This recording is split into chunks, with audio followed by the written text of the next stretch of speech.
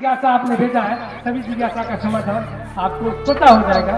जरूरत है साहब के बताए हुए रास्ते पर चलने की। भैया मंचासीन हो चुके हैं और भैया के लिए कुछ जिज्ञासा है। जिज्ञासा पर बात करें।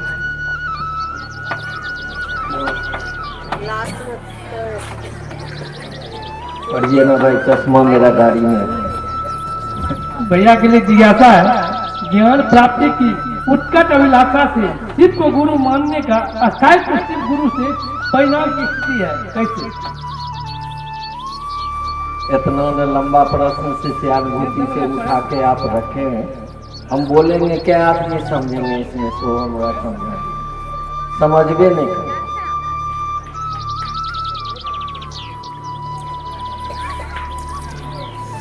ज्ञान शब्द का व्यवहार शिष्यानुभूति में 2 या 3 जगह किया गया।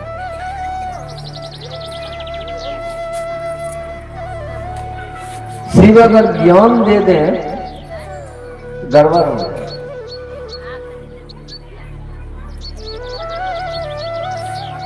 बिल्कुल गड़बड़ हो जाएगा। अभी कोई भजन में रीना गा रही थी ना, क्या ज्ञान के बारे में कुछ भजन गा रही थी।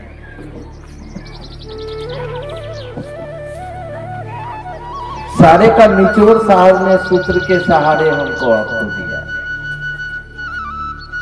पहला सूत्र में अगर ज्ञान ही सब कुछ होता तो साहब पहला सूत्र में ये बोलते, और हम लोगों को जो दिशा निर्देश दिया है उन्होंने सूत्र के सहारे चलने का, जो सहायक सूत्र हमको आपको मिला है, उसमें जरूर बोलते साहब कि अपने गुरु शिव से ज्ञान मांगो, लेकिन ज्ञान शब्द का वहां व्यवहार नहीं हुआ। आप गौर करिएगा, वहां दया शब्द का व्यवहार हुआ। हे शिव, आप मेरे गुरु हैं, मुझ शिष्य पर दया कीजिए।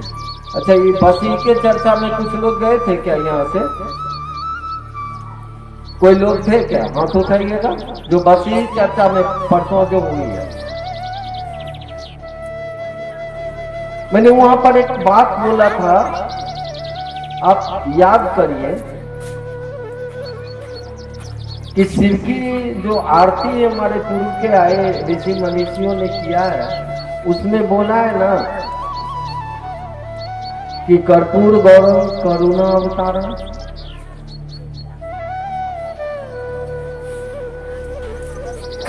वो करुणा को अवतरित करके छोड़ रखा है। करुणा मतलब जान रहे हो? ये जितनी भी शक्तियां हैं इस पूरे ब्रह्मांड में, वो सारी शक्तियां को अगर एक जगह करिएगा तो वो करुणा होगा। अब सोचिए, यहां सोचने वाला विषय है, और क्या सोचने वाला विषय है, थोड़ा गौर करिएगा तब आपको समझिए। एक शक्ति है जो मुर्गी में भी है, दूसरी शक्ति है कि जो मुर्गी को काट रहा है उसमें भी है, तीसरी शक्ति है कि उस कटे हुए मुर्गी को कोई खा रहा है, वो भी। गौर करिए,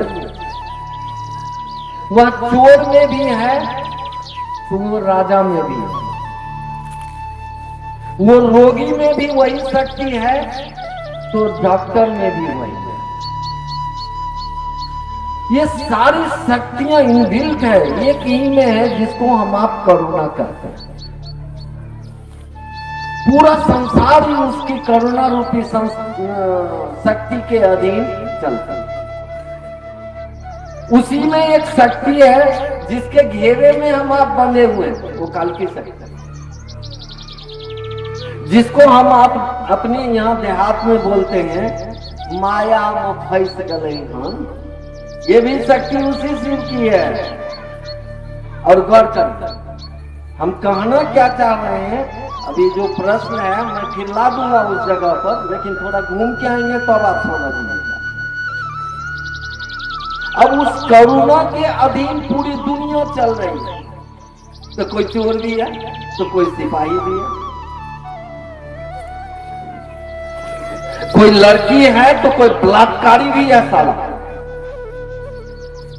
समझिए, दोनों में है, उसी की शक्तियां काम कर रही है। लेकिन बलात्कारी को हम लोग है दृष्टि से देखते हैं कि नहीं, चोर को हम लोग है दृष्टि से देखते हैं कि नहीं, सब में उसी की शक्तियां काम कर रही है। अब उसी की शक्ति एक चोर में है तो दूसरा प्रशासन में है, उसको उठा के धकेल दिया, कहाँ तो जेल में। उसको उठा के धकेल दिया, जो जल्लाद फांसी दे रहा है उसमें भी तो उसी शिव की शक्ति है बाबू, अलग से थोड़े है। उसी करुणा के अधीन ये पूरा संसार चलता है। उसी करुणा में आप दया की भी शक्ति है, जिसको आप ज्ञान की भी शक्ति कहते हैं, वो सब मिला हुआ। इस सूरज की रोशनी के बारे में मैं उस रोज बोला था ना कि अभी एक मैग्नीफाइड ग्लास को ऐसे खड़ा कर दिया, पक्षियां चादर में आग पकड़ेगा, पूरा मंच को जला देगा। ऐसे सूरज की रोशनी पड़ रही है, कौन आदमी जले?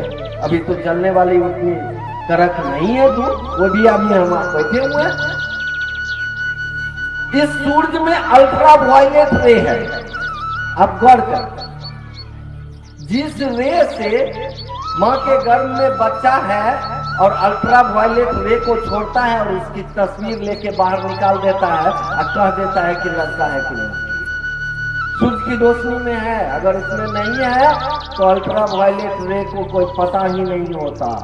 चाहे अल्फा रे है, बीटा रे है, गामा रे है, एक्स रे है, नहीं, हड्डी टूट जाता है और कहते हैं एक्सरे कराई के देख लो ना, बोलते हैं ना। और एक्सरे जब होता है तो आप देखते हैं कि उसमें बता देता है कि हड्डी टूट के ऐसी है, फिर उसको ट्रैक्शन में बराबर करता है, फिर हड्डी टूट। ठीक है, ठीक उस करुणा निधान के, इस करुणा से ये पूरी दुनिया चलती है। तो पूरी दुनिया में क्या क्या नहीं हो रहा है, और उसी करुणा से दया को खींच के निकाल दीजिए। उसकी करुणा तो कण कण में है यार। साहब ने यही कहा कि वो करुणा का अवतार तो है, करुणा को छोड़ दिया, शक्तियों को छोड़ दिया, उसमें से ऐसी शक्ति को निकालो जो हमको आपको इस संसार में उसी परमात्मा ने फंसाया है, और उस शक्ति को तोड़ के हमको आपको संसार से पार। वाह, क्या कमाल कहा था कि वो शक्तियां जो हमको आपको इस संसार में फंसा के मार रही है, आज की यात्रा एक जीवात्मा की लाखों वर्ष की जीवन यात्रा है। कभी सांप बने, कभी छुछुंदर बने, बंदर बने, क्या नहीं बने, बनते बनते अंत में लिखने वाले ने किताब में लिख दिया कि बड़े भाग्य मनुष्य तन पावा। तुलसीदास ने मानस में लिखा है बड़े भाग्य पावा, आगे लिख रहा है सुर दुर्लभ सदग्रंथ। कितना बढ़िया वो लाइन लिखा है कि बड़े सौभाग्य से एक जीवात्मा मनुष्य आत्मा के रूप में उसका अवतरण वो पैदा होता है। बड़ी सौभाग्य, जब बहुत बढ़िया कर्मफल जमा होता है तो वो आदमी बनता है। और आदमी बन के भी हम लोग छुछुंदरे की जिंदगी जी रहे, आदमी का भी जिंदगी नहीं जी रहे। गौर कर, साहब ने क्या किया, उस करुणा से जो उनको मिला उसने दया को खींचा कि अब दया के बिना कोई उपाय नहीं। और वो दया की शक्ति का क्या काम है, जीव को फिर पुनः शिव बना देना, वापस कर देना, शिव में मिला देना, मतलब वापसी हो गया। तो परमात्मा का दो भाव इस पूरी दुनिया में चलता है। इसका स्वशिक्षा भाव बोला जाता है, जो जगत भाव बोला जाता है, जिससे ये दुनिया बनती है, रहती है, उठती है, वो उसका स्वशिक्षा भाव है। दूसरा उसका होता है गुरु भाव, जिसको साहित्य की भाषा में लिखा जाता है अनुग्रह भाव। छटपटाइए नहीं, जिनको छटपटाना है वो अपना उठ के चले जाइए। शिव चर्चा में आप बैठे हैं तो उतना देर बैठिए जब तक ये चल रहा है। आप लोग उठ कैसे जाते हैं? नए लड़का लड़की की शादी होती है तो वो तो साला लड़का बा बहाना बना के जाता है, मम्मी आवे छियो बाजार से घूम के। वो साला 2 घंटा में ससुराल जाता है और साला 2 घंटा में गुटुर करके तब वापस होता है। आप कैसे शिव से प्रेम किए हैं पता नहीं कि साला आपका मन बेचैन होने लगता है। माफ करिएगा, मैं थोड़ा पहले उस दिन भी बोला कि आदमी है, मैं कुकुर टाइप का नहीं। कुकुर होता है बड़ा वफादार, कुकुर मतलब कुत्ता। कुत्ता होता है साला बड़ा वफादार, जिस मालिक का खाता है ना, मालिकवा तो साला अपने सो जाता है घर में और भर रात भो भो करेगा साला, कोई सामान नहीं ले जाए, वफादारी से चौकीदारी करता है। हम भी महादेव का कुत्ता है, साले खाते हैं उसका, वो मेरे सांस में, वो मेरे धड़कन में है, तो उसकी वफादारी से चौकीदारी करता हूँ। उसमें मैं बेईमानी आज तक नहीं किया हूँ। 22 साल हुए इस कार्य में तो मैं बेईमानी नहीं किया हूँ। आप उंगली उठा दीजिए, महादेव की उंगली नहीं उठेगी मेरे तरफ, चाहे आसमान के देवता की भी उंगली नहीं उठेगी, इसलिए कि इस काम में मैं बेईमानी नहीं किया। हाँ, दुनिया में और काम हुआ है, हुआ होगा बेईमानी, तो उसकी दया की जो शक्ति वो आएगी ना, उस दया की शक्ति में ज्ञान जो है वो मिक्स है। वो दया करेगा ना तो सबसे पहले किस पर दया करेगा? चेला बनेगा कौन? चेला बनेगा हमारा आपका मन। और मन शब्द कहां से लिया गया जानते हैं? हिंदी में एक शब्द है गमन। गमन मतलब चल रहा है। गमन शब्द से मन को उठाया गया, मतलब मन हमारा आपका इस दुनिया में आया शरीर में और उसी समय से चल रहा है। ये चलायमान मन जो शिष्य बनेगा तो गुरु की दया उसी पर न होगी, मन पर होगी। तो जैसे गुरु की दया होगी, मन धीरे धीरे इस बात को समझना शुरू करेगा, आखिर कौन है जो मेरे मन को समझा रहा है। अभी आयोजिका आई थी मंच पर, मेरी बड़ाई हाँक के गए, हम अपने साला कुत्ता, हमारी बड़ाई कौन सी हाँक। अभी अरुण भाई भी आए। हाँ, मैं वास्तविक में बोला था, हमसे कितना साल सीनियर है शिष्यता में, पता नहीं, वो है उत्तम भाई है, ये लोग हैं। मैंने कहा था अरुण भाई को, मुझे मेरे गुरु ने विश्वास दिलाया है, मुझे मेरे गुरु ने। अब मेरा गुरु कौन है वो आप अपना गुरु से पूछिए, आपका गुरु कौन है वो आप जानते हैं। मेरे गुरु ने समझाया इस बात को, और ऐसा समझाया कि इतना स्थिर कर दिया। एक तालाब है, उसमें एक पत्थर फेंक दो और तब जाओ चेहरा देखने के लिए, तो चेहरा दिखाई पड़ेगा? नहीं पड़ेगा। पानी को स्थिर होने दो, तो पानी को स्थिर होने दो, उसका एक्सिलरेशन जो उसमें त्वरण है ना, जो एक्सिलरेट हो रहा है पानी, वो त्वरण को समाप्त होने दो, चेहरा दिख जाएगा आपको।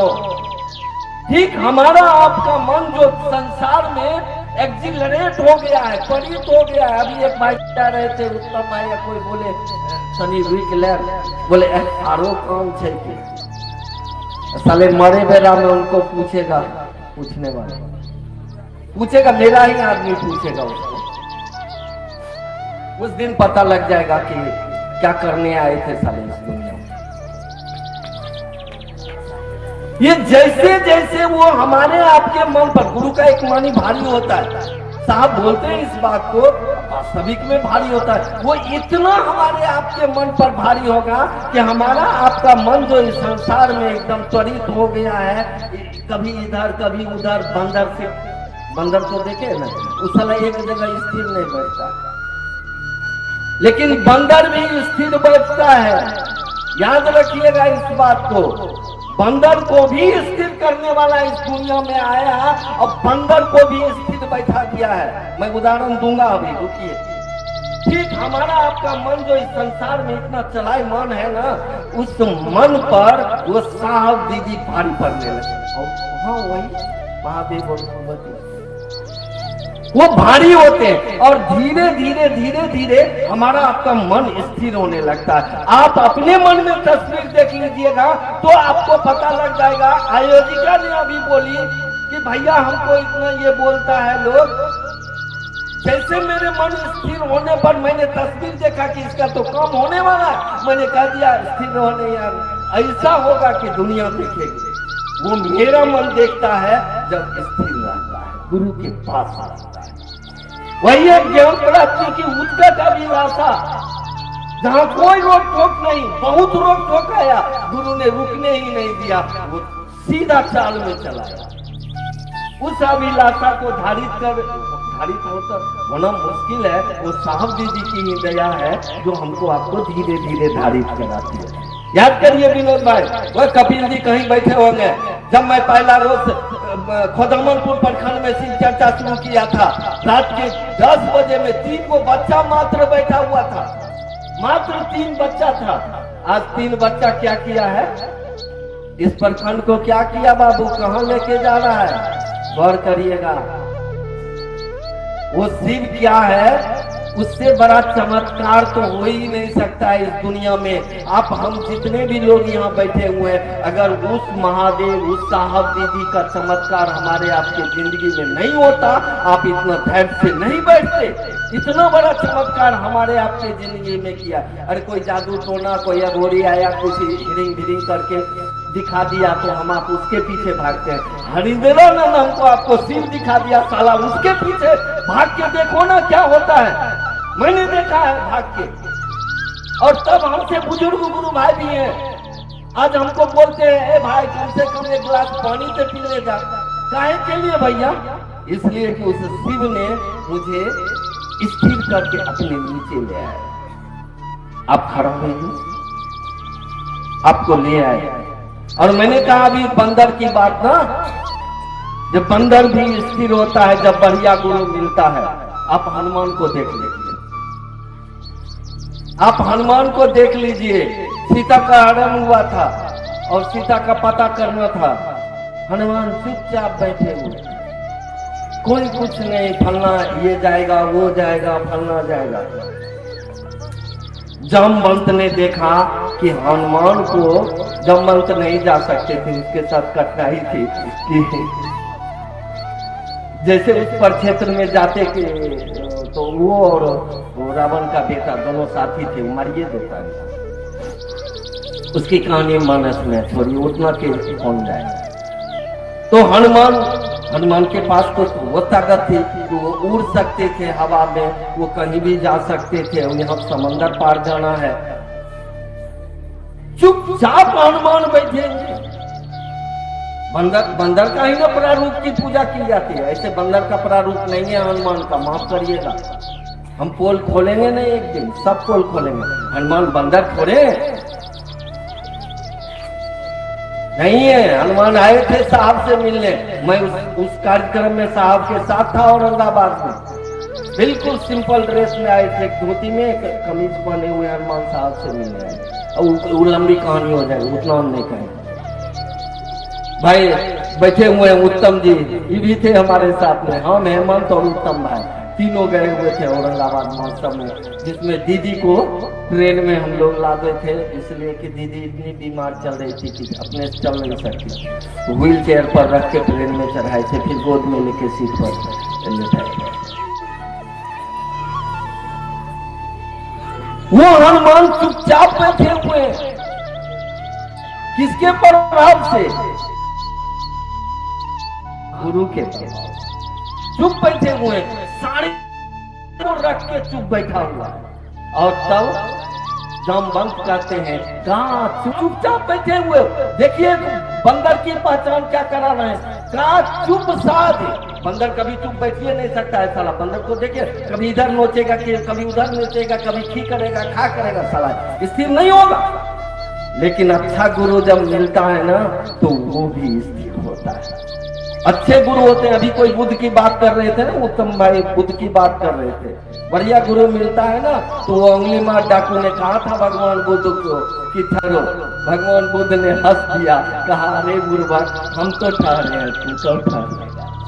और ठहरा दिया तो आनंद बना दिया। क्या बना दिया उसको सोच लीजिए। वो गुरु जो गुरुओं का गुरु जो महागुरु है उनकी बात हम आप करते हैं, उनके अनुभव के उनके दया के नीचे हम आप हैं। अब कौन कहाँ से लाइएगा। अब इससे भी बढ़िया कुछ होता है तो खोज लीजिए। ये मेरे नजर में तो नहीं है। वो एक भजन नहीं गाते हैं लोग, नहीं आएंगे दोबारा। क्या और कुछ है क्या विनोद भाई? इस पर तो मैं विस्तार में बोल दिया, इतना घूम के। गुरु की दया ही वास्तविक दीक्षा है। कैसे दीक्षा समझते हैं? दीक्षा बहुत कम लोग समझते हैं। ऐसे क्या कहते हैं, शरीरी गुरु आते हैं, कान में मंत्र देते, फलना हमें दीक्षा ले लेंगे। अरे वो दीक्षा नहीं है यार। दीक्षा शब्द की अंग्रेजी होती है इनिशिएशन। उसका हिंदी होता है शुभारंभ। कोई भी काम का, अच्छा काम का शुभारंभ मतलब स्टार्ट होना, यही दीक्षा है। वो दया नहीं करता तो आपका मन शिव को गुरु मानता ही नहीं। परसों में बस ही में थे हम लोग। हाँ, उसे एक रोज पहले हम थे साथ में।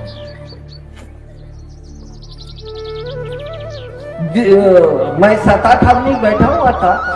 एकाएक हमको ये पूछ रहा है, दिलीप पूछ रहा है, भैया एक बात बताइए, साहब श्री हरिंद्रानंद को महादेव ने कब दया किया था? उनके समय सहित बता दें। तुम पहला आदमी मिले हो मुझे जो ये प्रश्न किया है। आज तक ये प्रश्न किसी ने मुझसे नहीं किया। मैंने कहा 21 नवंबर 1974 आरा के गंगी शमशान में महादेव ने उन पर दया किया। वहीं से शुभारंभ हुआ था। किसी के मन में ये सोच आना कि अब कोई उपाय नहीं है शिव के सिवा, और ये बात का ठहर जाना कि शिव मेरे गुरु हैं, महादेव तो वहीं चेला स्वीकार कर लिया। दीक्षा का ये मान होता है। हमको आपको महादेव ने उसी समय दीक्षित कर दिया कि कोई लोग शिव चर्चा में आए और आपके द्वारा कही बात को सुना, उसको लगा कि साला इससे बढ़िया गुरु तो हो ही नहीं सकता है। वो कह रहा है कि वो पूरे दुनिया में चमत्कार करने आया है और इतना चमत्कार किया कि शिव चर्चा को छोड़ के लोग जाना पसंद नहीं कर रहा है। ये कैसा चमत्कार है, क्या किया उस महादेव ने? देखिए उसके मन में ये विचार का ठहरना, that's called Diksha, that's called initiation. वही दीक्षा है, वहीं से शुभारंभ है। और बाद में की चीज तो साहब जी की दया से बना। चलिए और कुछ नहीं। मैं विनती करूंगा, और हमारा जैसा कितना कुत्ता बिलाई होगा महादेव का बहुत है। छोड़िए, मैं कहता हूँ लोगों के पीछे नहीं, अगर लोग के पीछे चलना है तो भी तो अब शरीर में नहीं है, लेकिन है कान कान में बाबू, वो है साहब श्री हरिंद्रानंद जी। आप उनके साथ चलिए।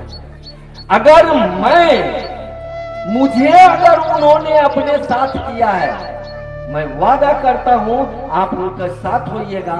हर मोड़ पर मैं मिलूंगा। आप सभी लोगों के चरणों में मेरा